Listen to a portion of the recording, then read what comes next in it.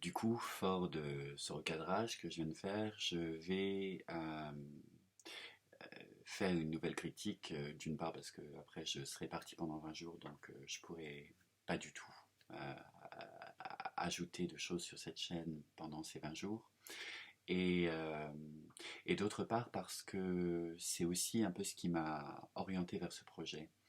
Il se trouve que je travaille dans un cinéma et que dans ce cinéma, on m'avait demandé de faire des capsules vidéo sur les films qu'on avait trouvés dans notre programmation intéressants de ces derniers mois. Et, et il se trouve aussi que, pour bien des raisons, j'étais dans une véritable période de désamour par rapport au cinéma. Ça faisait quasiment 6 mois que j'étais rien allé voir. J'ai rendu ma carte UGC que, en tant qu'amateur de cinéma, je ne devrais pas avoir, mais euh, que j'ai quand même parce que finalement, bah, ça permet d'aller voir des tonnes de choses. Et vraiment, je n'avais plus le goût de voir aucun film. Euh, Aucun ne me tentait, aucun ne m'intéressait. Parfois, je me disais, bon, oui, peut-être, vaguement, mais la motivation n'allait pas plus loin.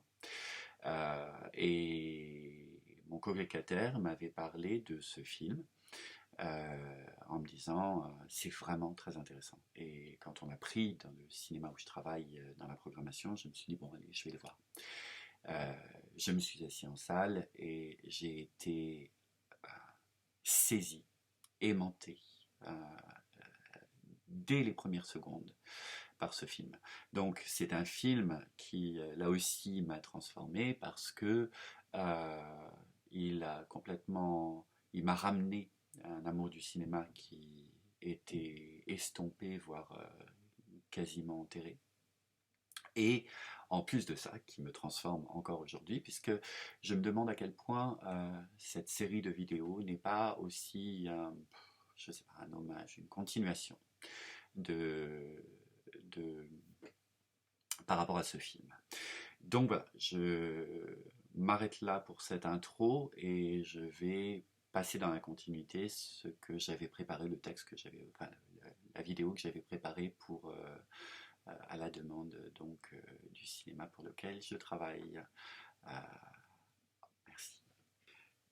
Quand on pense au cinéma, souvent on pense que le cinéma c'est avant toute chose de l'image. Or, ce film euh, contredit complètement ce préposé, puisque ce film est un monologue, un long monologue d'1h15 environ, de l'auteur, créateur, réalisateur, euh, durant lequel il nous livre ses pensées, son monologue intérieur, son journal intime. Euh, alors on peut penser 1h15 de monologue, ça va être chiant, mais ça ne l'est pas.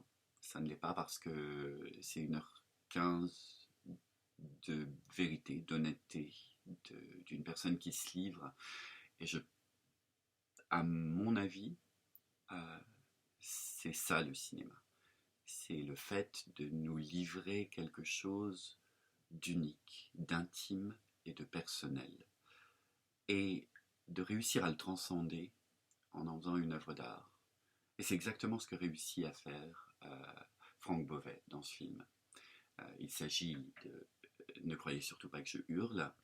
Et dans ce film qui résonne aussi très particulièrement à cause du confinement que nous avons vécu, l'auteur euh, qui s'est exilé hors de Paris parce que la vie parisienne ne lui convenait plus, la vie d'artiste parisien ne lui convenait plus, se retrouve confiné dans un village des Vosges, je peux me tromper, euh, confiné avec un échec, voire deux échecs, qui sont d'ailleurs un peu des deuils, un échec sentimental et un échec d'un projet de vie, cette relocalisation. Et voilà.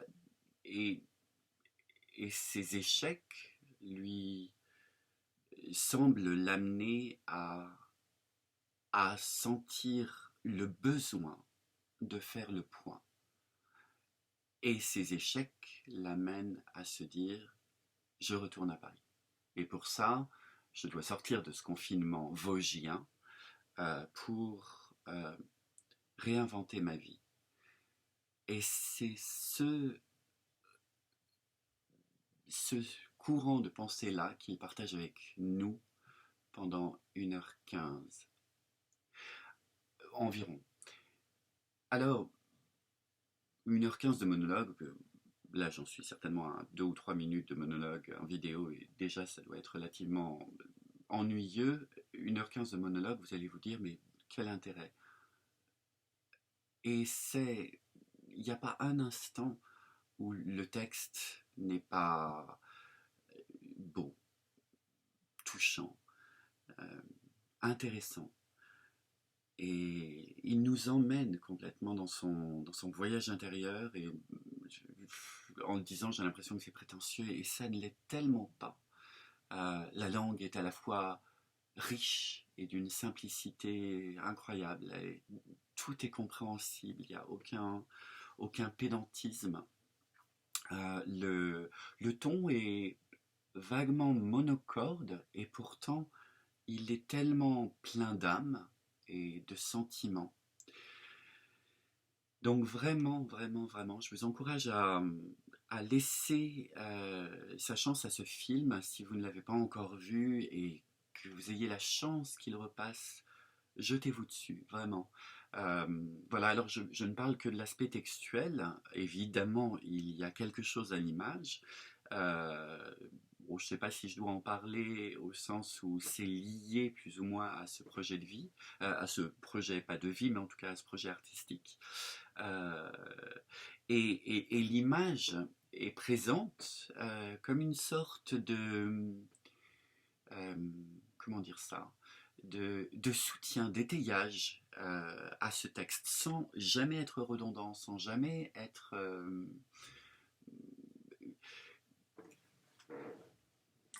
on pourrait avoir la facile illustrative. L'image n'est jamais illustrative.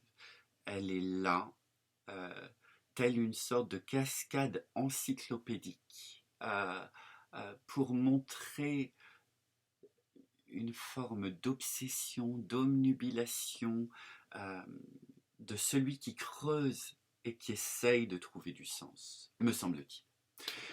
Voilà, donc je vais m'arrêter là, parce que de toute façon, trop c'est trop. Mais voilà, n'hésitez pas à voir ce film. C'est pas du tout un film exigeant, c'est pas ce genre de film où vous vous dites oh là là, il faut que je sois vraiment dans l'état d'esprit de le voir. Non. Asseyez-vous dans la salle ou face à votre DVD, ou etc. Lancez le film et laissez-vous emporter. Laissez-vous emporter par cette âme qui se livre honnêtement. Voilà, je vous remercie de votre attention, et n'oubliez pas, dans ces temps utilitaires, que l'art est, est vraiment le ballon, le ballon, le dirigeable qui nous élève dans un monde qui nous embourbe. Donc, c'est pas pour défendre mon métier ou quoi que ce soit, mais dès que vous le pourrez, retournez voir des films, retournez voir des pièces, écoutez des musiques. Allégez-vous. Bonne continuation.